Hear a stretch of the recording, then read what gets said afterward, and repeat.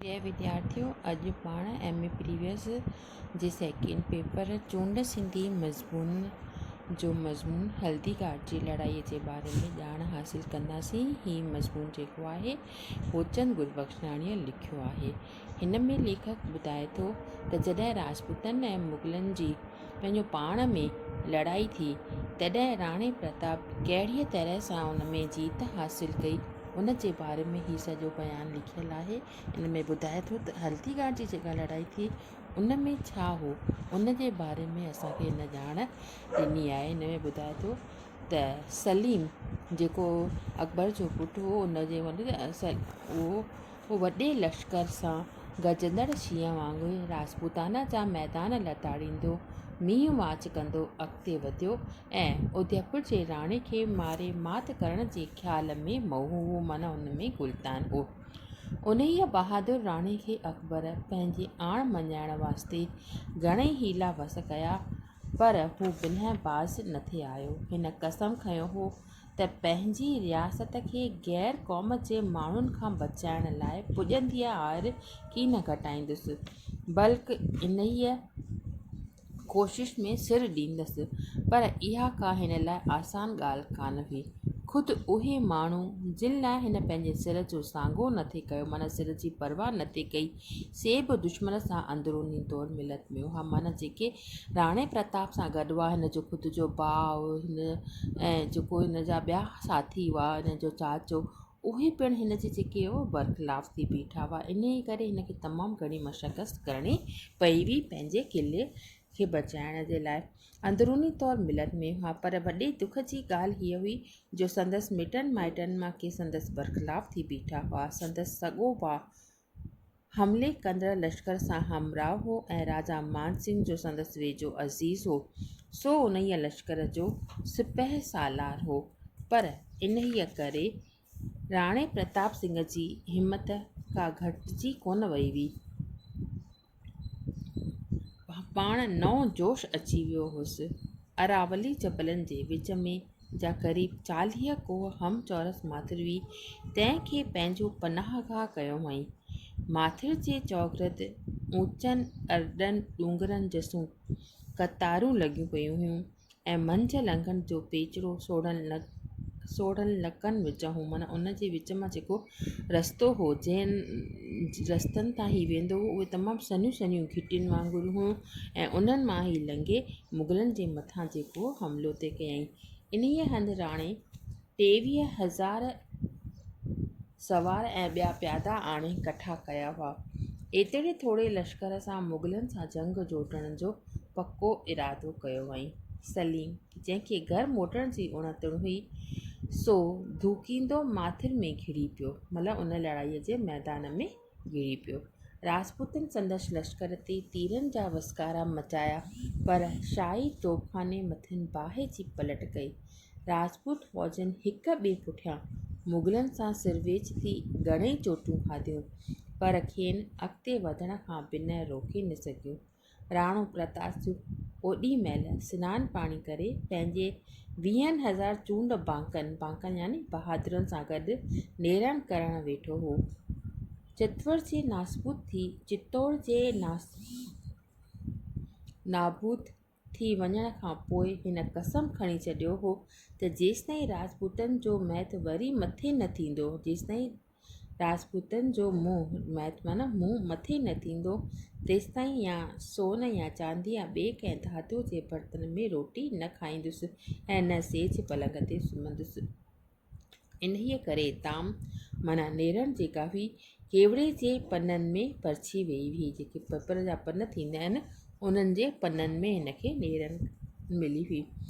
राणे अञा बि 2-4 गिर खयाईं कीन त संदसि अॻियां हिकु तोप जो गोलो अची किरियो, पर हू चुरियो बि कीन ऐं ठहिर सां नेरनि पे कयईं। खिन में ॿियो गोलो संदसि भर मां उॾामंदो वियो, पर हू सब्र में रहियो ऐं बेपरवाहीअ सां वरी बि हिकु गिर खयाईं, पर उन शायदि टियों गोलो संदसि पातल में अची किरियो।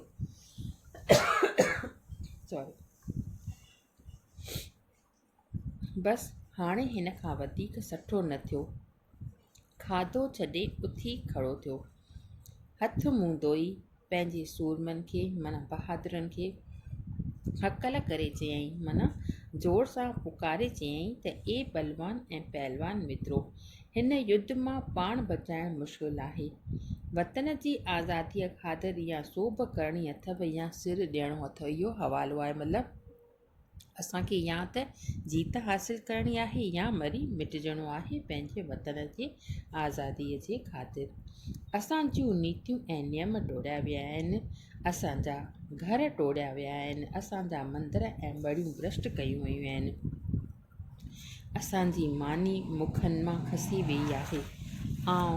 अव्हां खे भारत जी रक्षा जे लाइ वेनती थो करियां, शल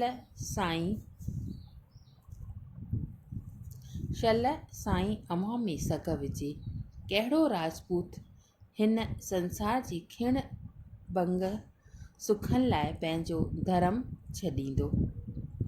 असांजा मन हींअर असांजे वस न आहिनि, असांजी राजाई चट थी वई आहे, असांजा घर बार हिननि कठोर मुगलनि जे हथनि में आहिनि। पंहिंजी जनम भूमीअ में बानो थी रहणु तंहिंखां मौत बहितर आहे। युद्ध वेले जा आज्ञा अव्हां खे सदाईं कंदो आहियां, सा अॼु बि थो करियां। देश जी मुक्तीअ कारण स्त्रियुनि जी सील निमत ऐं सनातन धर्म जी रक्षा ख़ातिर उथी सिर संभालियो, माना उथी तयारु थियो। वॾभागी उहो खत्री आहे जो शत्रु जे साम्हूं पे साह ॾिए। जे जीत थी त पृथ्वीअ जा पदार्थ माणींदा ऐं जे शहीद थिया त स्वर्ग जा सुख माणींदा। इहा बि जेको आहे इहो रेफरेंस आहे, हवाले जे रूप में तव्हांजो इहे सिटूं ईंदियूं आहिनि। हाणे हली जंग करियो। केरु थो चए? राणो प्रताप पंहिंजे साथियुनि खे चए थो त उथी जंग जूटियो। जेको साम्हूं थिए तंहिंखे तलवार मुंहं में ॾियो, जेको शरण वठे तंहिंखे खिमिया करियो यानी माफ़ करियो। झंडा खड़ा करियो, तिरियूं ऐं झांझ वॼायो, घोड़नि ते सवार थियो, शल ईश्वर तव्हांखे सोभ ॾिए। ईअं चई राणो प्रताप लांग वराए माना टंग घोड़े जे मथां वराए करे पंहिंजे आलिशान घोड़े ते चढ़ी सवार थियो ऐं पंहिंजे ख़ौफ़नाक माना भयानक तलवार जंहिं घणनि जूं सुसियूं गाह वांगुरु लड़ियूं हुयूं सा खप मां कढी माना पंहिंजे मयान मां कढी करे फेराइण लॻो। संदसि ॻाढ़ो झंडो हवा में फर करे पे फिरियो ऐं संदसि सुनहरी छतरी मथसि छांव पे कई। अञा तिरियुनि जो आवाज़ु बसी कीन थियो हो त सूर्य राजपूत दुश्मन जी फ़ौज ते खिवण वांगुरु वञी कुड़किया हुआ। मुगलनि में टाकोड़ो विझी ॾिनऊं। केतिरा त पंहिंजे हथियार फिटी करे उथी भॻा। सारो लश्कर पोइ ते हटण लॻो।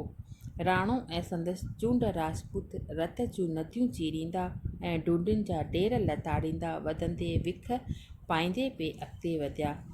राणो हाणे सलीम खे ओॾो अची रसियो हो। सलीम अकबर जो पुटु, मां तव्हांखे ॿुधायो त उन ई जेका आहे हिन युद्ध जी शुरूआति कई ऐं उन सां राणे सां जंग जोड़ण जो निश्चय कयो हो।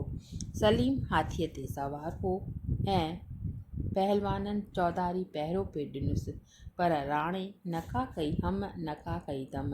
ओचितो उसरी अची शहज़ादे ते कंध ते कड़ कयो, कढंदे ई बालो कयईं मारो पहलवान जे मथे ते, मतिलबु तमामु हिकदमि उन जे मथां उलर करे उनखे मथां पंहिंजी तलवार वाहाईं जो हिकदमि साणो थी किरी पियो। पर राणे जे घोड़े जो संभ माना राणो त घोड़े ते सवार हो ऐं जेको सलीम हो उहो हाथीअ ते, माना राणे जे घोड़े जो संभ माना हुनजो खड़ हाथीअ खे अहिड़ो ज़ोर सां वञणु लॻो जो हू छिरक मारे शहज़ादे सूधो उथी वॻो, माना हुनखे भॼाए करे हलियो। जे ईअं न थिए हा त अॼु अकबर पुट जो मातम करे हा। खून रेज़ी हद खां ॿाहिरि थी वई